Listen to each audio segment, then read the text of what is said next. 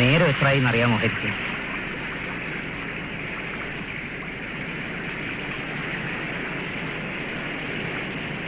സമയത്തിന് ആഹാരം പോലും കഴിക്കാതെ എത്ര കാലം ഇങ്ങനെ ഇരിക്കാൻ അതെന്റെ പരിപാടി. താൻ വാ, വിളമ്പി വെച്ചൊക്കെ തണുക്കുന്നു.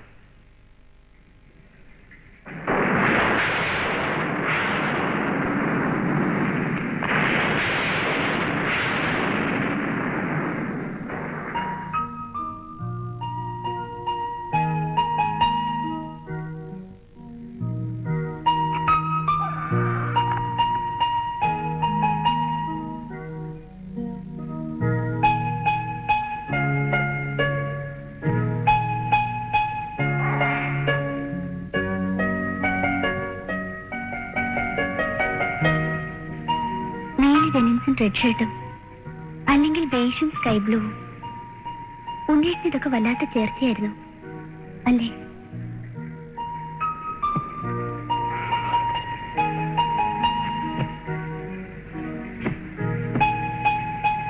രാധേ, എന്താ ഇതൊക്കെ? വെറുതെ ഹോസ്റ്റലിൽ നിന്ന് അവര് കൊടുത്തയച്ച് ഉണ്ണേറ്റിന്റെ ഡ്രസ്സും ബുക്സും ഒക്കെ അടുക്കി വെക്കുക. അരിയേട്ടനറിയാലോ, മുറി എപ്പോഴും ഇങ്ങനെ അടുക്കി നീറ്റാക്കി വെക്കുന്നതാ ഉണ്ണേറ്റിന് ഇഷ്ടം. നിനക്കെന്താ കുട്ടി, ഭ്രാന്ത് പിടിച്ചോ? ഭ്രാന്ത് പിടിച്ചില്ലെന്ന് സ്വയം ഉറപ്പുവരുത്താനാ ഞാനിതൊക്കെ ചെയ്യുന്നത്. ഈ മുറിയിൽ ഇങ്ങനെ വന്ന് നിൽക്കുമ്പോ ഉണ്ണേറ്റിന് ഇവിടെ എവിടെയോ ഉണ്ടെന്നുള്ള തോന്നല് അതൊരാശ്വാസ. ഇനി ഒരിക്കലും തിരിച്ചു കിട്ടില്ലെന്ന് എനിക്കറിയാം. എങ്കിലും മോഹിക്കാൻ വേറെ ഒന്നുമില്ല മനസ്സിൽ.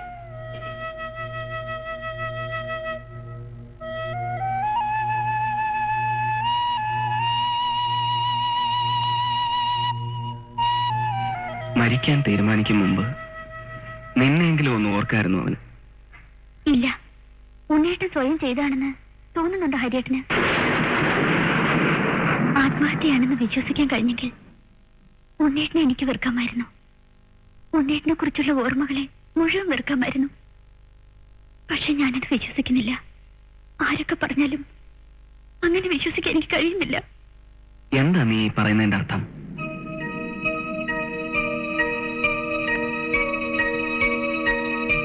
ഞാൻ വഴിതെറ്റിപ്പോയെന്ന് കണക്ക് കൂട്ടാൻ ധൃതിയല്ലേ? നിനക്ക് പോലും തോന്നി തുടങ്ങിയിട്ടുണ്ട് ഉണ്ണി ഇനി നിനക്ക് തിരിച്ചു കിട്ടില്ലെന്ന്.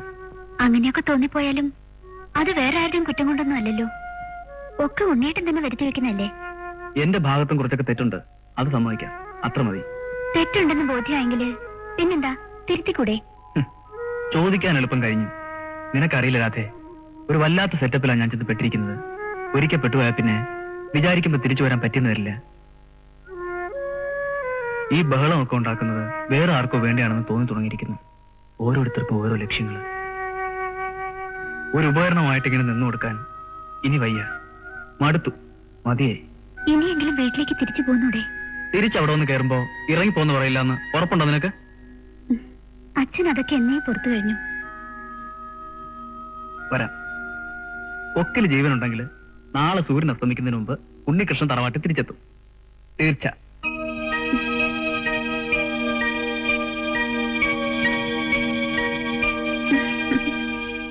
ഹരിയേട്ടൻ ലീവിൽ വരുന്നെന്ന് അറിഞ്ഞപ്പോ തന്നെ മനസ്സ് മാറിയതാ ഉണ്ണേട്ടന്. മരിക്കാൻ തീരുമാനിച്ചാണെന്ന് പോയതെങ്കിൽ വീട്ടിലേക്ക് തിരിച്ചു പോരാമെന്ന് ഉണ്ണേട്ടൻ എനിക്ക് വാക്ക് തരില്ലായിരുന്നു. എന്നെ വെറുതെ മോഹിപ്പിക്കില്ലായിരുന്നു.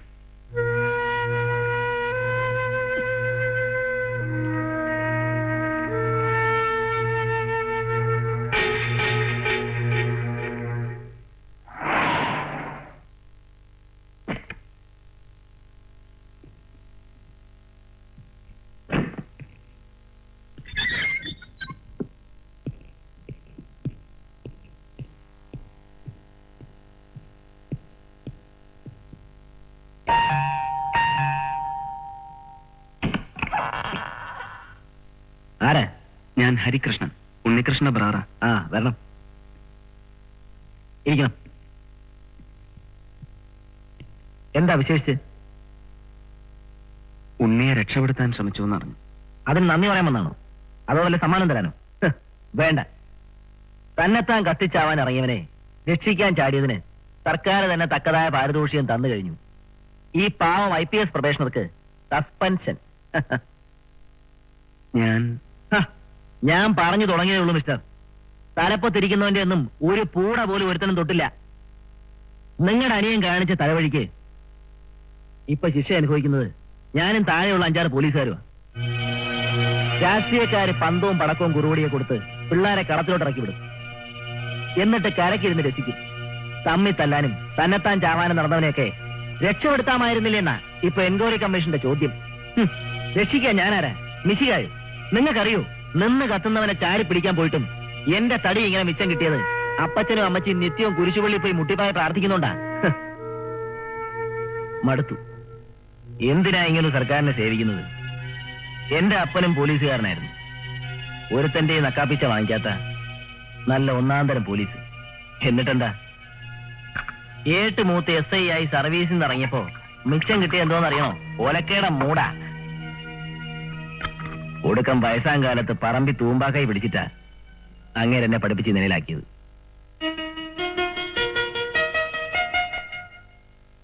അയ്യോ, ഇതൊന്നും കണ്ട് പേടിക്കണ്ട, എന്റെ തന്നെ. IPS കിട്ടി തലസ്ഥാനത്ത് പോസ്റ്റിംഗ് ആണെന്ന് അറിഞ്ഞപ്പോ തൊടുപുഴക്കാരനൊരു റബ്ബർ ചായൻ താക്കോലെടുത്ത് മടിയിലോട്ട് ഇട്ട് തന്നു. കയറി താമസിച്ചോളാൻ. കെട്ടിക്കാൻ പ്രായത്തിൻ്റെ മകള് നിൽപ്പുണ്ട്. അതിയാനേ സോറി, ഞാൻ ഒരുപാട് ഡിസ്റ്റർബ് ചെയ്തു. ഒന്നുമില്ലാന്ന്. വെറുതെ വേലിയെ കിടന്ന എടുത്ത് വേണ്ടാത്തടത്ത് വെച്ചല്ലോ എന്നുള്ള അരിശം കൊണ്ട് പറഞ്ഞു പോയതാ. അല്ല, നിങ്ങളോട് ചൂടായൊന്നുമല്ല. ഇരിക്കെ. ദണ്ണം വന്നാ പിന്നെ തൊപ്പിയും നക്ഷത്രം ഒന്നും നോക്കുകയില്ല. നല്ല നാടൻ ഭാഷയില് ആരെങ്കിലും 4 തെറി പറഞ്ഞാലേ എന്റെ നാക്ക് താഴും. അപ്പന്റെ വാങ്ങലാന്ന് വെച്ചു. നിങ്ങളുടെ ഇപ്പോഴത്തെ മാനസികാവസ്ഥയില് ഞാൻ ഇങ്ങനൊന്നും പറയാൻ പാടില്ലാത്ത ഒരു മോള്. വേണ്ട, താങ്ക്സ്. ഉണ്ണിയെക്കുറിച്ച് അവൻ സ്വയം അത് ചെയ്തു എന്ന് വിശ്വസിക്കാൻ കഴിയുന്നില്ല. അതിന്റെ പിന്നിൽ വേറെന്തൊക്കെയോ ഉണ്ടെന്ന് വെറുതെ മനസ്സ് പറയുന്നു. സംഭവം നടക്കുമ്പോ ഏറ്റവും അടുത്തുണ്ടായിരുന്ന ആളായതുകൊണ്ട് ഒന്ന് സംസാരിക്കാമെന്ന് കരുതി. ബുദ്ധിമുട്ടാവില്ലെങ്കിൽ. തീ കത്തിപ്പിടിക്കുമ്പോഴേ ഞാൻ കണ്ടുള്ളൂ. എന്നാലും അയാൾ സ്വയം തീ വെച്ചാണെന്ന് തന്നെയാ എന്റെ വിശ്വാസം.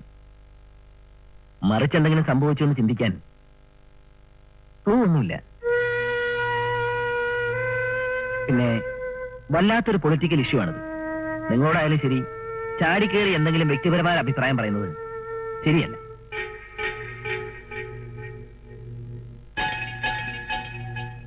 നിങ്ങളുടെ ഈ സംശയത്തിന് തെളിവുകൾ എന്തെങ്കിലും കിട്ടിയാൽ കം ടു മീ. സസ്പെൻഷനിലാണെങ്കിലും I may be able to help you. Thank you. Harishan, ഞാനിപ്പോ കളത്തിന് പുറത്തായതുകൊണ്ട് കേസിന്റെ പ്രോഗ്രസിനെ കുറിച്ചൊന്നും അറിയില്ല. നിങ്ങൾ പറ്റുമെങ്കിൽ കമ്മീഷൻ ഒന്ന് കണ്ടു നോക്കൂ. He has more details. എന്തു ചെയ്യാം? ഓരോരുത്തരും മുതലെടുപ്പ് നടത്തി നമ്മുടെ നാട്ടിലും ഇങ്ങനെയൊക്കെ സംഭവിക്കുന്നതായിരിക്കുന്നു. ടെറിബിൾ. ഗവൺമെന്റ് ലെവലിൽ അന്വേഷണം നടക്കുന്നുണ്ട്. റിപ്പോർട്ട് വരട്ടെ. സംഭവത്തിന് ഉത്തരവാദികൾ ആരെങ്കിലും ഉണ്ടെന്ന് കണ്ടാൽ തീർച്ചയായും നടപടി ഉണ്ടാവും. ഈ ഘട്ടത്തിൽ വേറൊരു ഉറപ്പും തരാൻ എനിക്ക് കഴിയില്ലല്ലോ. നമസ്കാരം. വരൂ. അപ്പൊ ഞാൻ പറഞ്ഞതുപോലെ ഇരിക്കൂ. എന്നാ ഉദ്ഘാടനം? 10-ാം തീയതിയാണ്. കെട്ടിടം ബഹുവിശേഷമാണെന്ന് കേട്ടു. എല്ലാം സാറിന്റെ അനുഗ്രഹം. വേറെ ആരൊക്കെയുണ്ട്?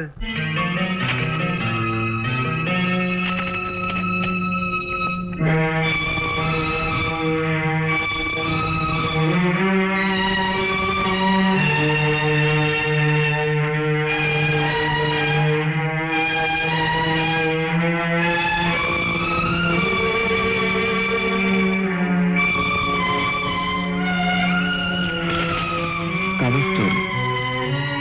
നീരാമേന. ജേർണലിസ്റ്റ് ആവുമ്പോ ഒരു ദോഷമുണ്ട്. തൊട്ടു മുമ്പിൽ ഒരാൾക്ക് അപകടം പറ്റുന്നത് കണ്ടാലും അയാളെ രക്ഷപ്പെടുത്താനില്ല, പെട്ടെന്ന് ക്യാമറ എടുക്കാനാ കൈ നീളുക. അന്ന് അടുത്ത് തന്നെ ഉണ്ടായിരുന്നു എന്നുള്ളത് ശരിയാ. പക്ഷേ ചുറ്റുപാട് നടന്നത് എന്തൊക്കെയാണെന്ന് ഞാൻ അറിഞ്ഞിട്ടില്ല. വേറെ ആർക്കും കിട്ടാത്ത സ്നാപ്സ് എടുക്കാൻ പറ്റിയതിലുള്ള ഒരു എക്സൈറ്റ്മെന്റിലായിരുന്നു ഞാൻ. ഒരുതരം ക്രൂരമായ മനസാന്നിധ്യം. ഇപ്പൊ അത് ഓർമ്മിക്കുമ്പോ it still haunts me like a nightmare. ഞാൻ മറക്കാൻ ആഗ്രഹിക്കുന്ന ഒരു പേടി സ്വപ്നം. പക്ഷേ സംശയിക്കാൻ പാകത്തിൽ എന്തെങ്കിലും കണ്ടതായി ഞാൻ ഓർക്കുന്നില്ല. കമ്മീഷണറുടെ പെരുമാറ്റമാണ് എന്നെ കൺഫ്യൂസ് ചെയ്യുന്നത്. ഒരു കാരണവുമില്ലാതെ അയാൾ എന്നോട് പൊട്ടിത്തെറിച്ചു. ബേസിക്കലി അയാൾ GP-യുടെ ആളാണ്. പിന്നെ പലയിടത്തും പൊളിറ്റീഷ്യൻസും പോലീസും തമ്മിൽ ഒരുപാട് ഇടപാടുകളുണ്ട്. ഇവിടെയും എന്തോ ഒരു സംശയം തോന്നിയാ പിന്നെ കാണുന്നതിനെയൊക്കെ സംശയിക്കാന്ന് പറയാറില്ലേ, അതുപോലെ എന്റെ ഇപ്പോഴത്തെ അവസ്ഥ. നിങ്ങൾ പപ്പനെ കണ്ടിരുന്നോ? അറിയില്ലേ പപ്പനെ? ഒരു കാലത്ത് ഉണ്ണിയുടെ ഏറ്റവും വലിയ ശത്രുവായിരുന്നത്രേ. പിന്നെ പിന്നെ അവര് വലിയ ഫ്രണ്ട്സായി. ഒക്കെ എന്റെ തെറ്റാ. സമരം തുടരാൻ പറ്റില്ലെന്ന് അവൻ വാശി പിടിച്ചപ്പോഴും അവനെ നിർബന്ധിച്ചത് ഞാനാ. എന്നോട് പിണങ്ങാതിരിക്കാൻ വേണ്ടിയിട്ടാ സത്യത്തിൽ ഒടുവിൽ അവൻ സമ്മതിച്ചത്. ഉണ്ണിയും GP-യും തമ്മിൽ എന്തെങ്കിലും? ഏയ്, മറ്റാരേക്കാളും വാത്സല്യമായിരുന്നു GP-ക്ക് അവനോട്. അവര് തമ്മിൽ എന്തോ തർക്കമുണ്ടായതിനെ പറ്റി നിങ്ങളന്ന് സംസാരിച്ച് കേട്ടതുപോലെ ഒരു ഓർമ്മ. മതി മതി, ക്രോസ് വിസ്താരം വേണ്ട. പപ്പൻ അധികം സംസാരിച്ചൂടാ. അലീക്ക, ഇത് ഉണ്ണിയുടെ ഏട്ടനാ. ആരായാലും എന്താ, ആവശ്യമില്ലാത്ത വിസിറ്റേഴ്സ് പാടില്ല. പോകാൻ റെഡി ആയിക്കോളൂ. പപ്പനെ ഡിസ്ചാർജ് ചെയ്തു. നാളെ കൂടെ കഴിയട്ടെ ഡോക്ടർ പറഞ്ഞല്ലോ. ഈ കണ്ടീഷനിൽ അവൻ ഡോക്ടറോട് ഞാൻ സംസാരിച്ചു. അതെ, ഹോസ്റ്റലിലേക്കൊന്നുമല്ല, GP-യുടെ വീട്ടിലേക്കാ പോകുന്നത്. വേറെ എവിടെയായാലും ശല്യങ്ങളാ. അനാവശ്യ ചോദ്യങ്ങളുമായി കുറെ പത്രക്കാരും പിന്നെ ഇൻവെസ്റ്റിഗേഷൻ എന്നൊക്കെ പറഞ്ഞ് ഇതുപോലെ കുറെ CID-മാര്. അലീക്ക, എന്താടാ, ചാകേണ്ടവനൊക്കെ ചത്തു, ഇനി ജീവിച്ചിരിക്കുന്നവർക്കെങ്കിലും സ്വയം തന്നു. ഏയ്, ഇവിടെ വെച്ചത് വേണ്ട.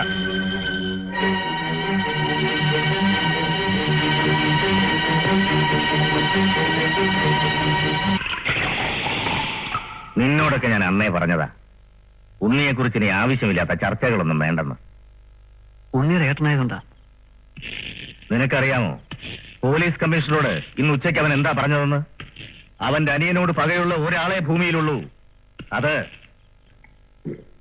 അത് നീയാണെന്ന്. തക്കം കിട്ടിയപ്പോ നീ ഉണ്ണിയോടുള്ള വൈരാഗ്യം തീർത്തുന്ന അവന്റെ ഇപ്പോഴത്തെ ഏറ്റവും പുതിയ കണ്ടുപിടുത്തം. വിശ്വാസം വരുന്നില്ല അല്ലേ? വേണ്ട, വിശ്വസിക്കണ്ട. പക്ഷെ നല്ലൊരു വക്കീലും കുറച്ച് സാക്ഷികളുമുണ്ടെങ്കിൽ ഏത് കോടതിയിലും ഇത് ബോധ്യപ്പെടുത്താം. ഏത് പത്രക്കാരനും ഇത് എഴുതി കുഴിപ്പിക്കാം. സൂക്ഷിച്ചോ. എന്താ ചെയ്യേണ്ടതെന്ന് എനിക്ക് അറിയാൻ പാടില്ലാഞ്ഞിട്ടല്ല, പക്ഷേ അവളൊരു അറിയപ്പെടുന്ന ജേർണലിസ്റ്റ് ആയിപ്പോയി. കാണാം.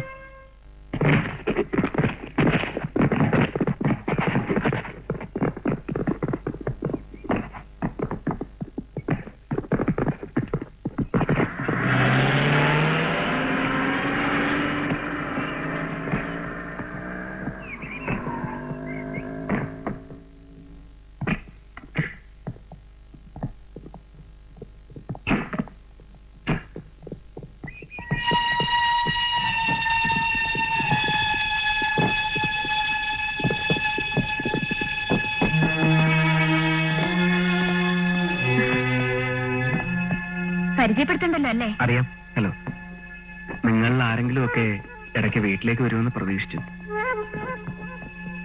ഒരു മിനിറ്റ്.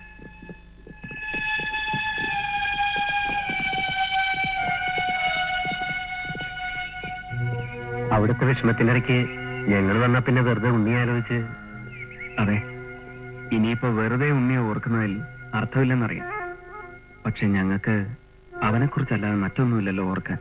അതല്ല, സമരം തീർന്നപ്പോ കവർ ചെയ്യാൻ ഒരുപാട് പോർഷൻസ്, ഡെയിലി എക്സ് ടവേഴ്സും പിന്നെ ഫസ്റ്റ് ഇയേഴ്സിന്റെ എക്സാം ഡേറ്റ് അനൗൺസ് ചെയ്തു. അതുമല്ല, ഉണ്ണിയുടെ ഏട്ടൻ തിരികെ ബോംബെക്ക് പോയിക്കാണെന്ന് ഞങ്ങൾ വിചാരിച്ചു. അതെ. അല്ല, ഹരി ഇന്നലെ മിനിഞ്ഞാന്നുമായി ജിമ്മിയുടെ വീട്ടിൽ പലതവണ ഫോൺ ചെയ്തിരുന്നു. നിങ്ങൾക്ക് ബുദ്ധിമുട്ടാവില്ലെങ്കിൽ ഒരു കാര്യം അറിയാനാണ് ഞാൻ വന്നത്. മരിക്കുന്നതിന്റെ തലേന്ന് ഉണ്ണിയും GP-യുമായി എന്തോ തർക്കം ഉണ്ടായെന്ന് കേട്ടു. അത് വലിയ വലിയ കാര്യങ്ങളൊക്കെ ലീഡേഴ്സ് തമ്മിൽ ചർച്ച ചെയ്തിട്ടുള്ളൂ. അതൊന്നും ഞങ്ങൾ അറിഞ്ഞിരുന്നില്ല. സോറി, അടുത്ത ആഴ്ച ടൂർണമെന്റ് ഉണ്ട്. പ്രാക്ടീസ് മുടങ്ങിയിട്ട് ഒരുപാട് നാളായി. If you don't mind. Jimmy,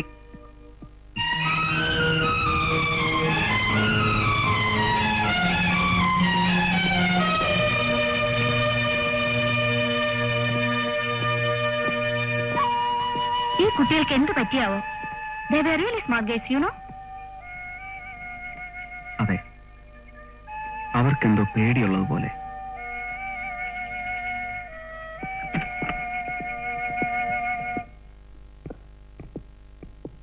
വല്ലാത്ത പന്നത്തരായിപ്പോ നിങ്ങൾ കാണിച്ചത്. ഉണ്ണിയുടെ ഏറ്റവും അടുത്ത ഫ്രണ്ട്സ് ആണല്ലോ എന്ന് വിചാരിച്ച ഹരിയായിട്ട് നിങ്ങളുടെ അടുത്ത് വന്നത്. എന്നിട്ട് നിങ്ങൾ ഒരുമാതിരി കുപ്പിയേക്ക് അങ്ങനെയൊക്കെ പറയാം. തനിക്കറിയോ, അങ്ങേരുമായി മീണ്ടിപ്പോയ ചവിട്ടി നട്ടല്ലൊടിക്കുന്ന GP-യുടെ ആൾക്കാർ പറഞ്ഞിരിക്കുന്നത്. അതിന് തനിക്ക് നട്ടലുണ്ടായിട്ട് വേണ്ടേ? എന്താ പ്രശ്നം? നിങ്ങൾ നാളെ ഉണ്ണിയുടെ ഏട്ടനെ പോയി കണ്ടിട്ട് ഒരു അപ്പോളജി എങ്കിലും പറയണം. അല്ലെങ്കിൽ അത് ഉണ്ണിയോട് കാണിക്കുന്ന നെറിയേടാവും. അത് കറക്റ്റാ. നിങ്ങൾ എന്തൊക്കെ ഇളക്കിയാലും ശരി, അയാളെ കാണാനും മാപ്പ് പറയാനൊന്നും ഞാനില്ല. എന്നിട്ട് വേണം അവന്മാരെടുത്തിട്ട് പെരുമാറാൻ. എന്റെ അമ്മയുടെ അവന്മാര് അവിടെ നിൽക്കണോ?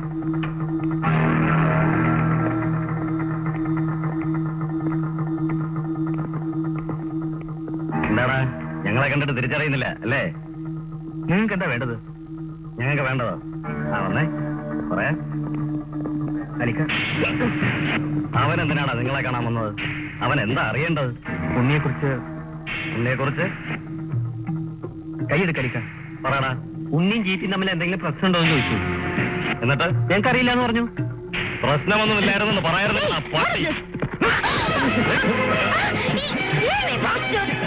ആളുകളില്ലാത്ത പലതും നിനക്കുണ്ടല്ലേ?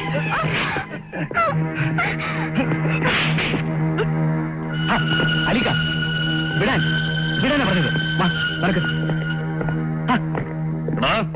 മറക്കണ്ട, നീ ചെവിന്ന് വിളിക്കാൻ നിന്നോട് കൂടിയാ. നീ എന്തൊക്കെ സംഭവിക്കൂ. ഹരിയേട്ടാ, താങ്ക് യു.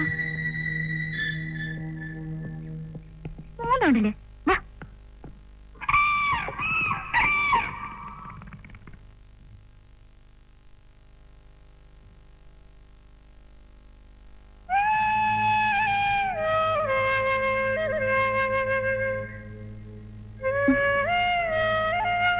സർപ്രൈസ് അല്ലേ? എല്ലാരും കൂടെ ഒരുമിച്ച് ഇങ്ങനെ വരും, ഇരിക്കാം. വാ.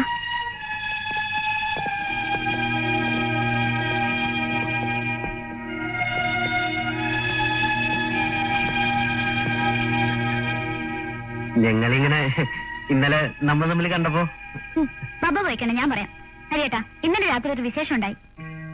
ജിമിക്ക് സാബുവിനും പുതിയതായി ഒരു നട്ടിൽ കിളർത്തിരിക്കുന്നു. നമ്പീശന്റെ കാര്യം പറയാറൊന്നും ആയിട്ടില്ല. നട്ടിലിന്റെ സ്ഥാനത്ത് ചെറിയൊരു പൊടിപ്പുണ്ട് അല്ലേ? പെട്ടെന്ന് കിളർക്കുമെന്നൊന്നും തോന്നുന്നില്ല. ശരിക്കും വളമിടേണ്ടി വരും. ഇന്നലെ ഹരിയേട്ടൻ വന്നപ്പോ ഞങ്ങൾ വളരെ ബോറായിട്ടാ പെരുമാറിയത്. സോറി, GP-യുടെ ആൾക്കാരെ പേടിച്ചിട്ട് ഞങ്ങള്. അറിയാം, സാരമില്ല, ഇറ്റ്സ് ഓൾ റൈറ്റ്. ഹരിയേട്ടന് ബുദ്ധിമുട്ടില്ലെങ്കിൽ കുറച്ച് സംസാരിക്കാനുണ്ട്. ഓ യെസ്, ഞാനിപ്പോ റെഡിയാവാം.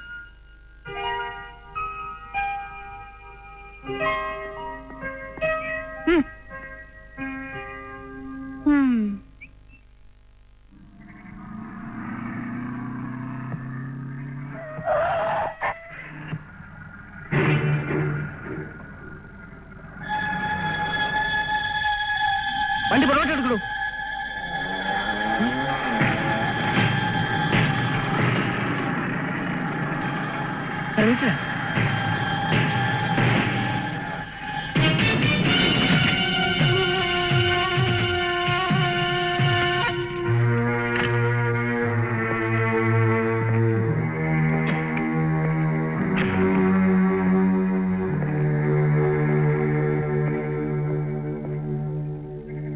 എടോ, എന്ത് പോക്കത്തരവാ താനീ കാണിക്കുന്നത്? ലുക്ക്, വെറുതെ ബഹളം ഉണ്ടാക്കണ്ട. എനിക്ക് നിങ്ങളോടൊന്നും പറയാനില്ല. പറയാനുള്ളത് മുഴുവൻ ഇദ്ദേഹത്തോടാണ്. വീരശൂര പരാക്രമിയായ പരമേശ്വരനോട്. പരാക്രമം മാത്രമല്ല, ചോദിക്കുന്നത് എന്തും കൈവെള്ളയിൽ നിന്ന് എടുത്തു കൊടുക്കാൻ പോന്ന വരശക്തി കൂടിയുണ്ട് പരമേശ്വരന്, അല്ലേ? ഹരികൃഷ്ണൻ ഇപ്പൊ എന്താ വേണ്ടത്? എനിക്ക് വേണ്ടത് എന്റെ ഉണ്ണിയാണ്, എന്റെ ഉണ്ണിയുടെ ജീവൻ. സംഹരിച്ച കൈകൊണ്ട് തന്നെ തിരിച്ചു തരാൻ ശേഷിയുണ്ടോ അതെനിക്ക്? ഇല്ല, സൃഷ്ടിയല്ല, സംഹാരമേ പറഞ്ഞിട്ടുള്ളൂ പരമേശ്വരന്. എടോ, ഈ പീറ പിള്ളേരുണ്ടല്ലോ, ഇവരുടെ ഉശിര് കണ്ടിട്ടാ താനിതിന് ഇറങ്ങി പുറപ്പെടുന്നെങ്കിൽ കഷ്ടം. ഒന്ന് ഞൊടിച്ചാ മതി, ഇതുപോലൊരു 1000 എണ്ണം വരെ ഈ പരമേശ്വരന്റെ കൂടെ.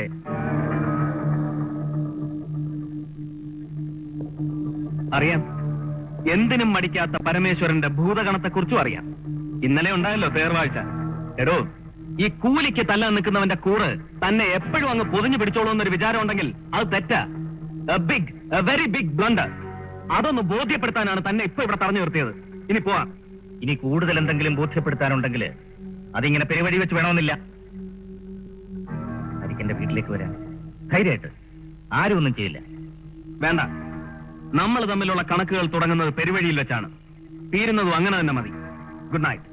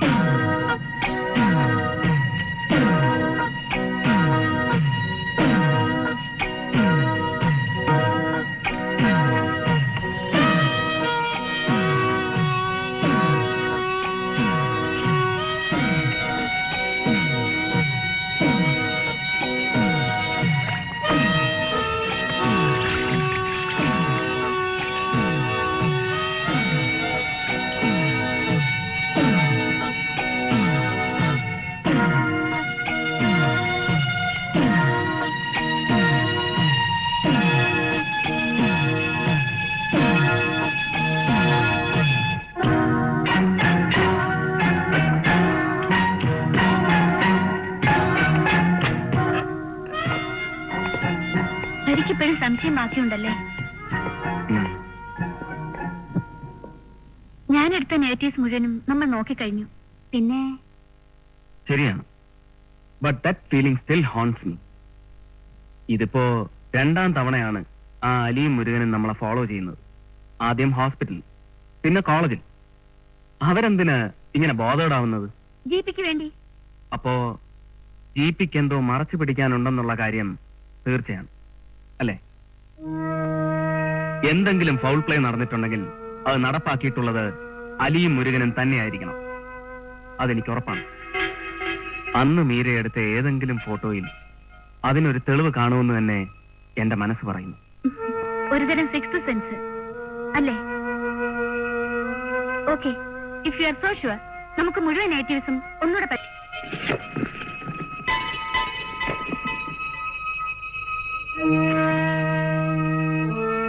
സംഭവം നടക്കുമ്പോ ഉണ്ണിയുടെ ചുറ്റും ജിപിയുടെ ആൾക്കാർ ആരൊക്കെ ഉണ്ടായിരുന്നു എന്ന് സ്ഥാപിക്കാൻ ഒരുപക്ഷെ ഇത് ഉപകരിച്ചേക്കാം. പക്ഷേ അവർക്ക് എന്തെങ്കിലും മോട്ടീവ്സ് ഉണ്ടായിരുന്നു എന്ന് പ്രൂവ് ചെയ്യാൻ ഇത് പോരല്ലോ. ഏതെങ്കിലും കോടതി ഇതൊരു തെളിവായി അംഗീകരിക്കുമെന്ന് എനിക്ക് തോന്നുന്നില്ല ഹരീഷൻ. വേറെ ഏതെങ്കിലും ലെവലിൽ? അതെ, അങ്ങനെ ഒരു പോസിബിലിറ്റി നമ്മുടെ മുന്നിലുണ്ട്. ജിപിയുടെ ഗുണ്ടകളെ ചുറ്റിപ്പറ്റി ഒരു അന്വേഷണം നടത്താൻ ഇത് മതിയായ കാരണമാണ്. ബട്ട് അത് ഇൻസ്റ്റിഗേറ്റ് ചെയ്യാൻ ഞാൻ പോരാ. കമ്മീഷണറുടെ കളികൾ ഹരിക്കറിയാലോ. കുറച്ചുകൂടെ തലപ്പത്തുള്ളവർക്കേ നിങ്ങളെ ഹെൽപ്പ് ചെയ്യാൻ കഴിയൂ. ഹരിക്ക് വിശ്വാസക്കുറവില്ലെങ്കിൽ ഞാൻ ഇതുമായി ക്രൈംസ് DIG ഒന്ന് കാണാം. He's A just officer. ഒരുപക്ഷെ കേസിന്റെ അന്വേഷണത്തിന് ഒരു വഴിത്തിരിവുണ്ടായിക്കൂടുന്നില്ല. യെസ്, എനിക്ക് വിശ്വാസമാണ്. Thank you.